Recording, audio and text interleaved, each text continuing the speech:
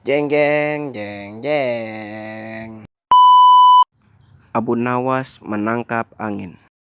Pada suatu hari, Abu Nawas dibuat kaget bukan main ketika seorang utusan Baginda Raja datang ke rumahnya. Ia harus menghadapi Baginda secepatnya. Entah permainan apa lagi yang harus dihadapi kali ini. Setelah tiba di istana, Baginda Raja menyambut Abu Nawas dengan sebuah senyuman. Akhir-akhir ini, aku sering mendapatkan gangguan perut, kata tabib pribadiku. Aku terkena serangan angin, ucap Baginda Raja memulai pembicaraan. Ampun tuanku, apa yang hamba lakukan hingga hamba dipanggil, tanya Abu Nawas. Aku hanya menginginkan engkau menangkap angin dan memenjarakannya, jawab Baginda Raja. Abu Nawas pun hanya terdiam, tak ada sepatah kata pun keluar dari mulutnya.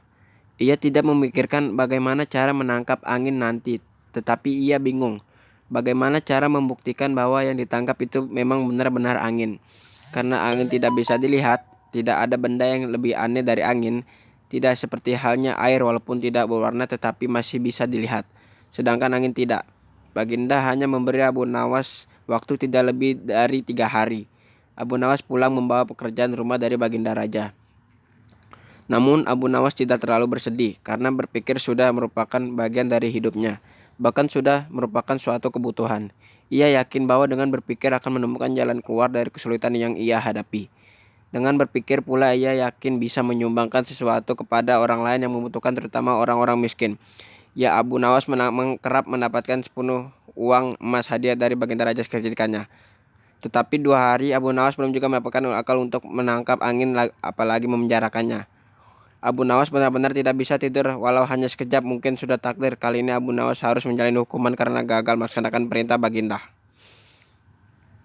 Ia pun berjalan gontak menuju istana. Di tengah-tengah kepasrahan kepada takdir ia teringat suatu Aladin dan lampu wasiatnya. Bukankah jin itu tidak terlihat? Abu Nawas bertanya kepada diri sendiri. Ia berjingkrak girang dan segera berlari pulang. Sesampainya di rumah, ia secepatnya menyiapkan segala sesuatu kemudian menuju istana. Sudahkah engkau memenjarakan angin, hai Abu Nawas? Tanya Baginda Raja. Sudah, Paduka Yang Mulia, jawab Abu Nawas dengan muka berseri-seri sambil mengeluarkan botol yang sudah disumbat. Kemudian Abu Nawas menyerahkan botol itu, dan Baginda pun menimbang-nimbang botol tersebut. Mana angin itu, hai Abu Nawas?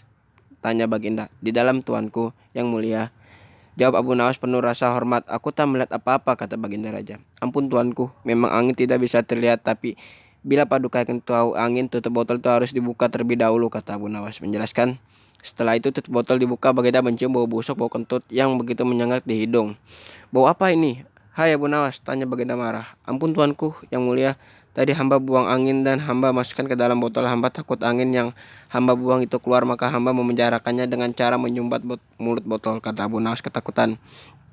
Mendengar penjelasan Abu Nawas, Baginda pun Raja tidak jadi marah karena penjelasannya memang masuk akal. Hahaha, kau memang pintar, Abu Nawas, puji Baginda Raja. Tapi jangan keburu tertawa dulu. Abu Nawas masih memiliki kata-kata yang ingin disampaikan kepada Baginda Raja. Baginda, panggil Abu Nawas. Ya, Abu Nawas, sahut Baginda Raja. Hamba sebenarnya cukup pusing memikirkan cara melaksanakan tugas memenjarakan angin ini, keluh Abu Nawas. Lalu apa maksudmu, Abu Nawas? Hamba ingin minta ganti rugi. Kau hendak membalas seorang raja? Oh, bukan begitu Baginda. Lalu apa maumu? Baginda harus memberi saya hadiah berupa uang sekedar untuk bisa belanja dalam 1 bulan. Kalau tidak, tentang Baginda. Kalau tidak, hamba akan menceritakan kepada halayak ramai bahwa Baginda telah dengan sengaja mencium kentut hamba, tantang Abu Nawas. Hah? Baginda kaget dan jengkel, tetapi kemudian tertawa terbahak-bahak. Baik, permintaanmu kukabulkan, ujar Baginda Raja mengakhiri percakapan. Hikmat cerita. Menjadi orang yang cerdik dan pandai seperti Abu Nawas memang bagus. Tapi kita harus menggunakan kecerdikan untuk kepandaian yang kita miliki untuk sesuatu yang baik. Janganlah kita gunakan untuk memeras orang lain. Karena sebaik-baiknya manusia adalah manusia yang bermanfaat untuk orang lain. Terima kasih.